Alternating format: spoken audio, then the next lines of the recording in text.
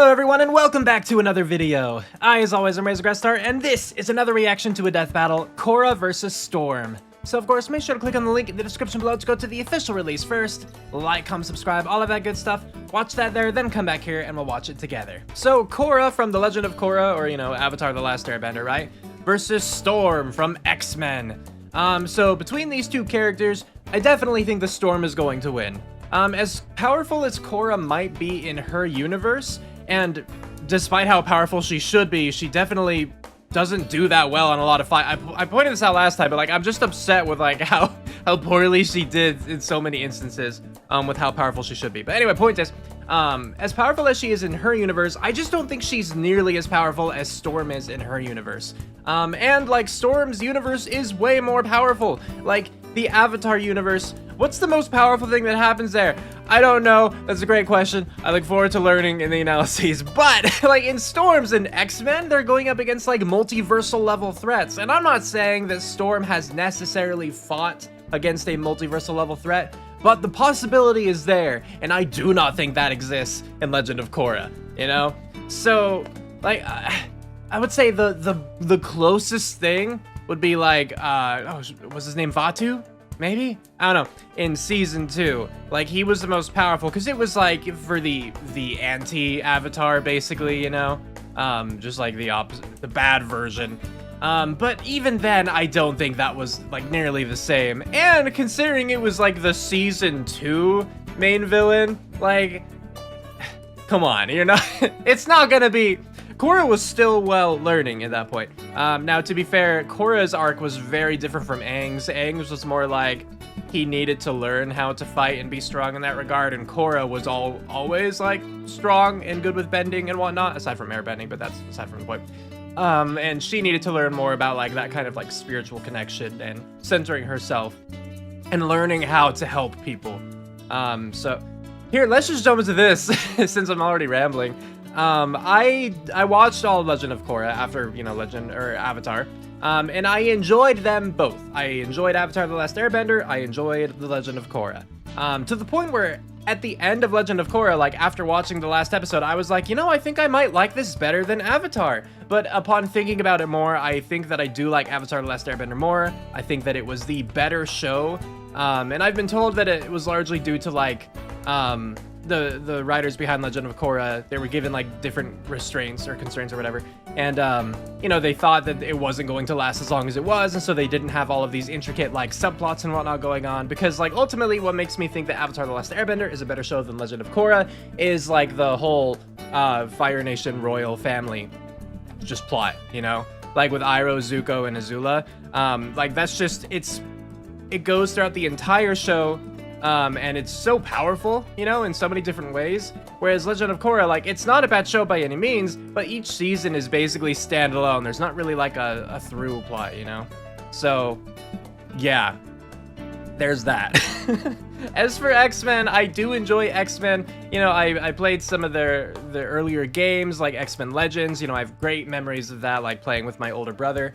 I enjoyed the X-Men movies. I've never been a reader of comics, and so like I'm very ignorant in that regard. But I do know that Storm, being an Omega level or class or whatever they're called, mutant, is incredibly powerful in her domain. And her domain itself, like controlling the weather, is an insanely powerful thing. So I just really believe that Storm is going to win this one. I don't think I need to say anything more at this point. So with that, let's get to watching. Here we go for a death battle, Korra versus Storm. Take it away. Avatar Korra, yeah, the master of all 4 elements. That's right. Storm, the X-Men's goddess of the storms. Right, yeah. Weather. The building blocks of our natural world are nothing if not tempestuous and unpredictable. Which means you gotta be some kind of badass to control them. He's Wiz and they're both cool characters. And it's our job to analyze their weapons, armor, and skills to find out Storm, who by would the way, win if not the leader of the X-Men, is at least in the running to lead the X-Men. That says something too. Avatar Aang, savior of the world, uniter of 4 nations, destroyer of cabbages. But like all avatars, after decades of service, he passed away. Humanity would have to move forward and prepare his next reincarnation to take up his mantle. That's right. But who could fill Aang's shoes? Her name was Korra. Yeah. Wiz, who is that? Did you leave the door open again? Deuces, gents. Bye. Unlike her carefree predecessor, the hot-headed, obstinate Korra was an Avatar prodigy from day one. I'm the Avatar! You gotta deal with it! While Aang struggled to accept his role in the world, Korra never wanted to be anything else. Not only is she an expert hand-to-hand fighter on her own, as a bender, Korra can manipulate the natural world around her through martial arts. Right. And as the Avatar, she is the only living being who can bend all 4 elements at once. Water, earth, fire, air. Straight from the Southern Water Tribe, Korra can control tendrils of water, form massive walls of ice, and generate huge tsunamis. Right. Aang once raised the sea level to put out these huge fires. Looking at the size of the area and what it'd take to submerge it, he had to move over 35 million metric tons of water. And since Korra The is water a bending, I mean, all the reincarnation of bendings Aang are really and every past powerful. Avatar, she should be just as powerful. With earthbending, Korra can heave big-ass boulders around, shape and control metal, and even tear apart the ground beneath her enemy's feet. Kinda like when her Avatar ancestor Kyoshi broke off a chunk of a continent, dragged it across a bay, Yeah. and basically just created a new island, named after herself. Queen shit. By measuring the size of the island to get its mass and the size of the bay to get the distance Kyoshi dragged it, displacing this much rock would require an energy over 21 gigatons of TNT. A lot of TNT. That's almost 15 times more energy than the entire world's nuclear arsenal detonating at the same time. Wow. With firebending, That is some cool Korra can perspective. fire blasts of, well, fire, jet into the sky like a rocket, or breathe like a friggin' dragon. The perfect element to match Korra's hot-headed temper. However, her final element was completely different. Due to its inherently zen, free-flowing nature, Korra struggled at first to master airbending. Very much But so. like all good prodigies, she figured it out anyways. With airbending, Korra can shoot powerful gusts of wind, fly around on tornadoes, and create a cute little air scooter. She used this element to defeat the bloodbender Amon, who was fast enough to dodge lightning. He's not the only one. Zuko and Iroh have caught and dodged lightning as well, and Iroh even caught one from the sky. The leader of a lightning bolt moves at 60,000 meters per second.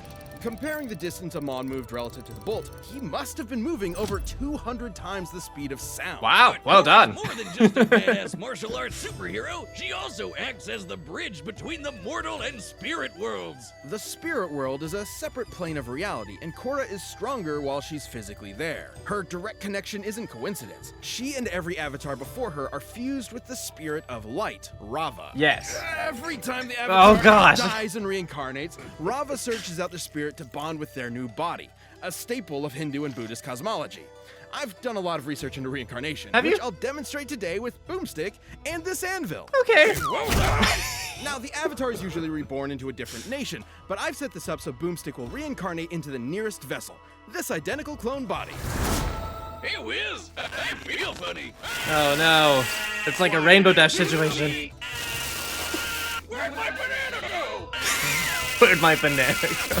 Cut off his leg and everything. Wow, and they're using, I just barely noticed, Scooby-Doo movie in the background. Restore your bending, bring her past lives for advice, and tap into the kick-ass Avatar state. The Avatar state massively boosts Korra's raw bending power, turning her into effectively a demigod and the de facto most powerful being on the planet, if she wasn't already. Despite that, Korra's no stranger to failure. Yeah. She was severed from her connection to the past avatars and was almost killed while in the Avatar state, which would have ended her cycle of reincarnation entirely.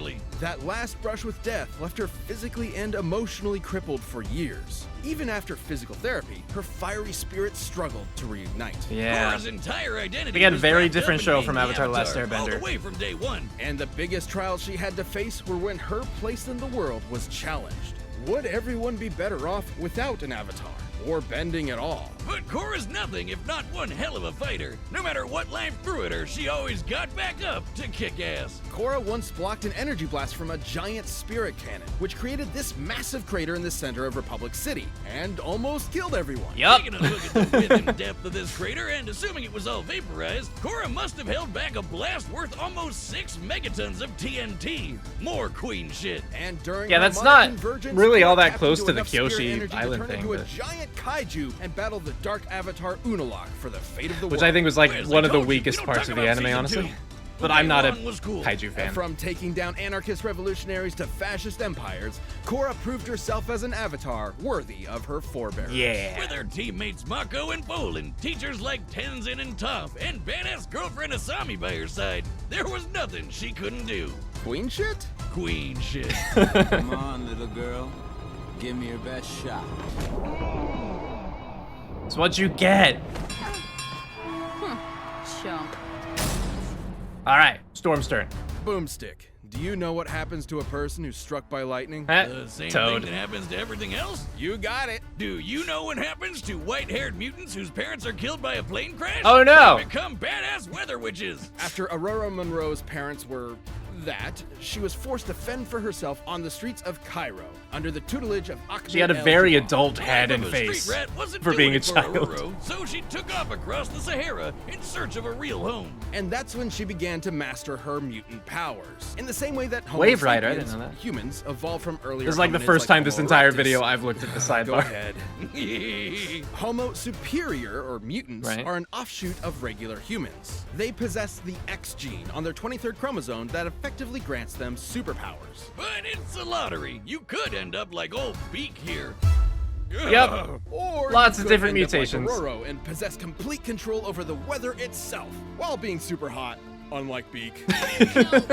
For all she Poor knew, Beak. she was a goddess sent straight from heaven. And that's exactly what the local tribes thought when she arrived in her ancestral Kenyan homeland. Aurora's mutant gene allows her to psionically manipulate the atmosphere, Mm-hmm. capable of summoning a hurricane with less than a conscious thought. When she Less does than feel a like conscious using thought. conscious thoughts, something Wiz tells me I struggle with, Aurora can create storms that cover the entire Earth. Her weather manipulation isn't just powerful, but precise. She can call upon massive tidal waves, conceal herself in fog, and even generate localized blizzards cold enough to freeze lava. She can summon Wow. bolts of lightning, even ones that are continents away, or generate electricity inside your brain. Whoa. And she once zapped Cyclops with enough lightning to restart an artificial sun called the Ring of Fire, a name that reminds me of the morning after Taco Tuesday. Encircling the planet Polemarchus, the Ring of Fire provided all the same energy as a regular star. Okay. But her favorite element is probably wind. With it, she can blow people away with tornadoes, suck the air out of a person's lungs, and generate enough lift to fly. She once flew fast enough to reach the edge of Earth's atmosphere from ground level in just a few seconds. By measuring the angle and size of the Earth to get the distance Okay. and estimating a time frame of about 5 seconds, Cool. Aurora had to have flown at 4,000 times the speed of sound. Okay. She can even manipulate solar winds to fly through space. Unlike winds on Earth, which are just the movement of air molecules through the atmosphere, Right. solar winds are streams of charged particles, mostly electrons and protons, ejected from the sun. Okay. Almost as crazy as how she can breathe in the vacuum of space. She creates a mini atmosphere around herself by gathering, stray hydrogen atoms. I see. Atoms. Those are like really small last time I checked. Yeah, no, they These are. writers just giving her whatever powers they want now? How is that weather? Aurora's abilities apply to any atmospheric conditions, whether they be in outer space or alternate dimensions. Wow. Essentially, anything even remotely considered weather. Anything you could Man, call. I wish I had crazy writers giving me random superpowers just because it's funny. That'd be awesome. Well, Well, anyways, I'm gonna go use my rocket hands I've always had to get my beer out the fridge. sounds good. Away! Bye. Perhaps her most useful ability, though, is to sense changes in the weather with a pseudo sixth sense. Aurora literally sees atmospheric patterns and energy as colors, with the world as her canvas. I see. She's so good with it, she could track a jet flying over New York while she was fighting the Shadow King in Wakanda. That's on the other side of the planet. Wow. Yeah, no wonder everyone thought she was a goddess. She is. Aurora enjoyed all the worship and admiration until the day she was contacted by an American, Charles Xavier, with an interesting proposal. I'm gonna make him an offer he can't refuse. Join the X-Men. Oh, pretty please. They were eaten by this living island. It's a long story, but we're short-staffed. Xavier founded the Eye roll, X-Men that's as fun. a team of mutant superheroes that would attempt to mend race relations between Homo sapien and superior Right. through non-violent means. Because what better way to teach kids in the 60s about the civil rights movement than with a bunch of good-looking lily-white teenagers Yay! with superpowers from upstate New York? Feeling she had spent enough time blessing the rains down in Africa, Aurora agreed and was assigned the codename Storm.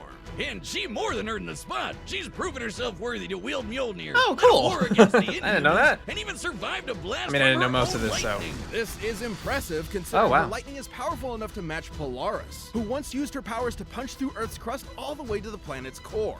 Assuming she pulverized a cylinder of Earth all the way down, she had to have exerted over 15 teratons of TNT. She Wow. once beat the mutant Callisto in unarmed combat, and Callisto has apparently mastered every single martial art known to man. Okay. Despite her unbelievable power, Storm has trained extensively in hand-to-hand combat. I see what you did there, Wiz. It also probably didn't hurt that she's fast enough to dodge literal beams of light.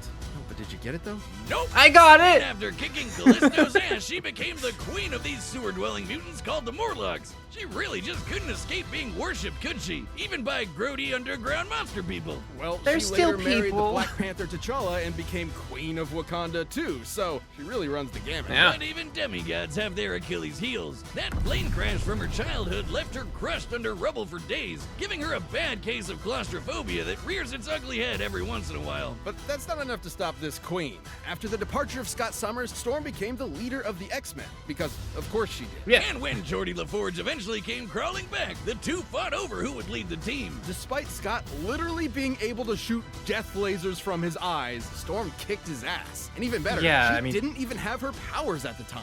As it should be. Oh, 'cause there's I was gonna no say, one her more powers devoted are to her team more than powerful, Storm I'd say, is. than his. She may be an Omega level mutant, but her greatest superpower is her bottomless compassion. Mess with her team, and you'll watch as Aurora's heart of gold quickly turns to ice, as she quite literally steals your breath away. Testing me, It's time you remembered why they call me Storm. Cool, alright. All right, the combatants are set, and we've run the data through all possibilities. It's time for a death battle! And pause. Okay, so Storm's going to win this one. Let me explain why. Like, this one seems incredibly obvious, even after... Like, either there is something bloody amazing within Korra's feats that they, like, glossed over, or this really is really one-sided and they didn't even try to hide it. Because... like, Storm seems to have everything on her side. So there's, like, the Callisto thing with, like, all the martial arts mastered, right? And Storm beat her. Storm apparently beat Cyclops when Storm didn't even have her powers. Like, Storm can move faster than light, whereas the biggest speed thing they gave Korra was what Amon did when he dodged lightning, which is, like, a third the speed of light or something like that, right? And so, not that close. Not really, you know? Storm was able to withstand a blast of her own lightning, which they compared to Polaris, I think. They said the Polaris was able to do, like, you know, blast from the top, like the crust of the earth, all the way to the core, which was way more powerful than anything Korra was able to do. And so even if we say that, like, by some means of in death battle, you know, following the rules, the majority of the time, who would win? Storm, the majority of the time, was going to be frozen by claustrophobia. I don't think that Korra could beat her. Storm could sense the movement of a jet, like, on the other side of the planet, just because she could sense disturbances in the atmosphere. So she can absolutely track Korra's movements and has the speed to outmaneuver her. She could fry her brain from the inside with her electricity. Korra, sure, through Aang, had the power to, like, raise the water to put out the fire, and it was like a ton of water, right? But Storm can summon a hurricane without, like, a conscious thought. She can cover the entire planet in a storm. Something about the output similar of a star, right? And you know, like, the only bit of, like, versatility that Korra has that Storm doesn't is actually, like, manipulating the earth. Possibly fire if you want to go there, but, like, if we're saying that Storm can do, like, lightning, I'm just gonna count that, right? Because whatever. Storm was able to create, like, a blizzard cold enough to freeze lava? To freeze lava? That's pretty cold. What else is there? What else? Not that she needs anything else, but what else does Storm have? Oh.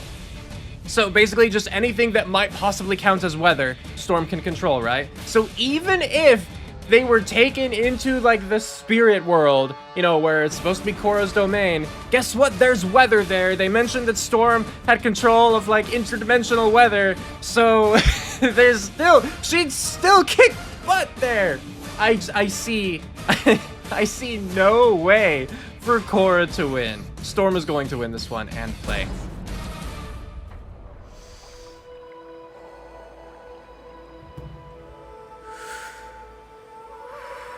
Meditation, I like it. She doesn't. I'm so bored. That's kind of like with the beginning of Avatar: The Last Airbender. Kind Your of. powers are impressive, but you lack discipline. I'm the Avatar, master of all elements. You want to see for yourself? Of course, Avatar. I'll show you what an X-Men can do. Storm just shows up to kill this girl. That's kind of rude.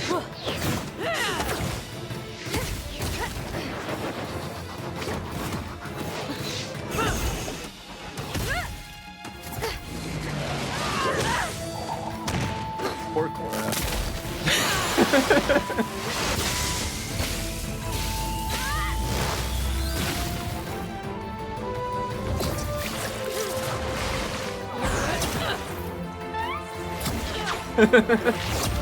That was cute.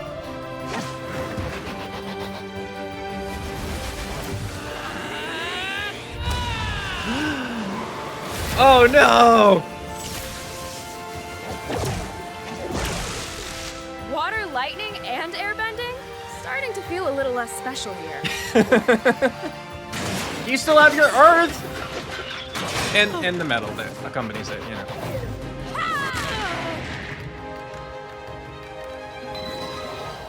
Oh no, there they go into the spirit world.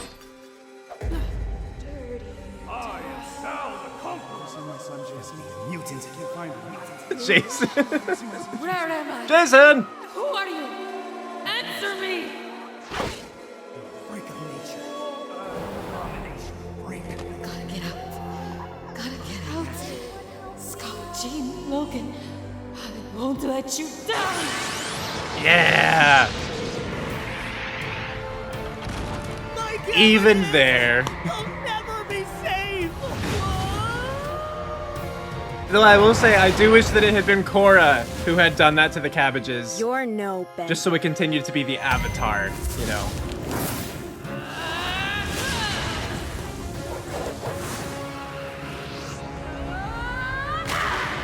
Ow! Punched her right in the face.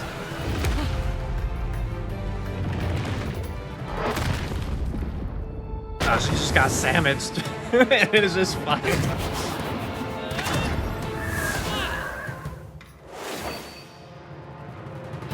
Back they go. Oh, never mind.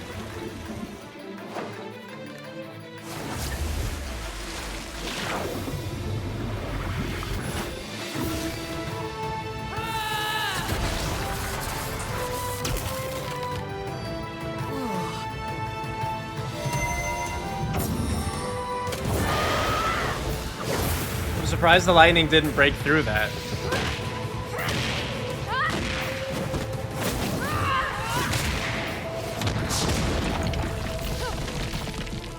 I know what you are, Spirit of Storms. Yes?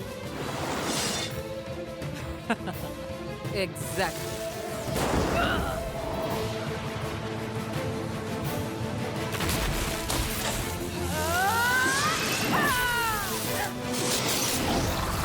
Ah! Oh! That's such a brutal way to go out. You fought nobly, Avatar. Well, glad you killed the defender of the world. Just queen shit myself. It's okay, This another fight one will be wasn't born. Totally straightforward. Wait, no, she was killed on an Korra can Avatar. dominate Oh, most no. fighters pretty easy with her raw bending power and martial arts skills, especially with the Avatar state. Not even some of the best I didn't benders hear the on the beginning of planet that, like Zahir and Kuvira could stand up to her at her best. However, despite Korra's awesome Avatar powers, she found herself outmatched by Storm's skill, precision, and overwhelming force. For instance, Storm's massively hypersonic flight and ability to sense and control weather across the planet meant she could always fight safely from a distance. Korra's trained in martial arts from birth, but even if she did manage to get in close and fight hand-to-hand, Storm's experience with the X-Men and defeating Callisto meant she could keep up. Yep. While Korra may have fought people who can dodge lightning, Storm can dodge literal beams of light. Yep. Even just using her flight speed exiting the atmosphere, she'd still be nearly 20 times faster than Korra. Korra did have access to elements like fire and earth that Storm didn't. If she somehow found out about Storm's claustrophobia, she could theoretically trap her in some rocks to exploit it. But Storm would be more than powerful enough to just break out. Yeah. Her lightning was strong enough So- to match Polaris, who punched a hole in the earth all the way down to its core. Yeah, ultimately, Storm was just way more powerful. Remember that planet-sized storm she created? do. Well, I know clouds are lighter than air, but those are a shit ton of clouds and need a lot of work to move around. By measuring their volume and the speed at which they moved, the energy Storm needed for this would be over 500 exatons of TNT. Would you look at that? About 250 times more powerful than what Korra could output. And considering this is the same woman who was powerful enough to reignite an artificial star. That one. See, I knew the results star like thing, that but aren't outliers. forgot the details. Even taking the fight to the spirit world wouldn't have helped, considering Storm has manipulated alien weather from outer space and alternate dimensions. That's right. She'd have no problem adapting there. And considering Storm's powers are genetic in nature, not spiritual, Korra would not be able to depower her with energy bending. And none of that is counting the ways Storm could have ended the fight right off the bat, like sucking the air right out of Korra's lungs Or zapping her generating brain. a lightning storm in her brain. Yep. Korra was a tenacious, unrelenting opponent, but Storm's massive range, precise control, deadly skill, and unbelievable power won her this fight. Don't get bent out of shape. Korra just couldn't weather the storm. Nice. Winner is Storm. Claps for Storm. Cool. Thanks for watching this episode. You're welcome, If you want Ben. even more action, you should check out the new season of Genlock on HBO Max. You could starring watch Michael that B. if you Jordan, wanted Dakota to. Fanning, and Wow. David Tennant in a fast-paced animated series inspired by mecha anime. Next time on Death Battle, we have, it says Naruto character. And Aizen. Wait, when did it show Aizen? I know Aizen from Bleach. When did it show him? Okay, to be fair, I know him like glasses wearing Aizen. I only like barely saw when I was watching Bleach. I feel like I only barely saw a glimpse of him like without glasses, with his hair all smoothed back when he was like doable, you know, like boinkable, you know, like hubba hubba kind of, you know, like that Aizen. And Madara, he's an Uchiha, right? But I don't know really anything more about that. He might not even be, but I thought that he was an Uchiha, but it's not Sasuke and it's not Itachi, and I don't know his relation aside from that. So. So I really don't know what to expect for this next one, because both of those worlds, like both Naruto and Bleach, like they're very powerful worlds. Based on what we saw from previous death battles, I think it's safe to say that Naruto becomes the more powerful world. But early on, I want to say that Bleach was, you know, maybe I'm crazy, but I feel like Naruto just kept going further. So anyway, now to talk about this death battle. So first, I was right, yay me. And like, yeah, I was right, but it seemed obvious, right? Then again, like I said in the past, things will always seem obvious to someone. Even when Death Battle disagrees with them, they'll be like, well, it was obvious that Death Battle's wrong and it should be this person, so. It's hard to say when something's obvious, but this one seemed very obvious to me. Like, it seemed obvious to me before I started watching, and then once I watched it, and we got the feats for both of them, it was like, yeah, no, they weren't even hiding the numbers, like, Storm's feats are just better. I mean, they didn't give numbers for, like, Storm dodging the beam of light, for instance, but they did give numbers about her flying, you know, into the, like, the edge of the atmosphere. And, yeah, like they pointed out in the conclusion, that was already faster than what, Amon was able to do. And, you know, through Amon, they're saying that Korra could match that. So, you know, I don't have complaints as far as, like, the analyses or the conclusion are concerned, because it all seemed to, like, match up with what I had thought. You know, everything that they, like, all the feats they gave in the analyses that I then talked about in the prediction, they then brought up in the conclusion were like, okay, but this and this and this, and so Storm just really overpowered Korra, and it's like, yes, I agree. So, so nothing really to say there. I quite enjoyed the fight, though, like, despite how one-sided I think it actually was, to the point where, as they said, Storm could have finished the battle immediately, with, like, the oxygen thing, which I thought of because, you know, Zahir did that in the anime, or in the show. Some people don't want to call Avatar an anime, and I totally get that. I go back and forth. But, I just didn't bring that up. But the lightning storm in her brain too, like easily could have just ended it, because Korra doesn't have a way to deal with that. But yeah, despite the huge power difference, I still liked this battle. Like, I thought that they presented it in an entertaining way. I appreciate the story, like, you know, leading up to the actual fight. It's kind of weird just because Storm shows up and is like, you're pretty good, but you lack discipline. I understand that you're in a position of power that means a lot to humanity, but I'm gonna kill you. And she just does.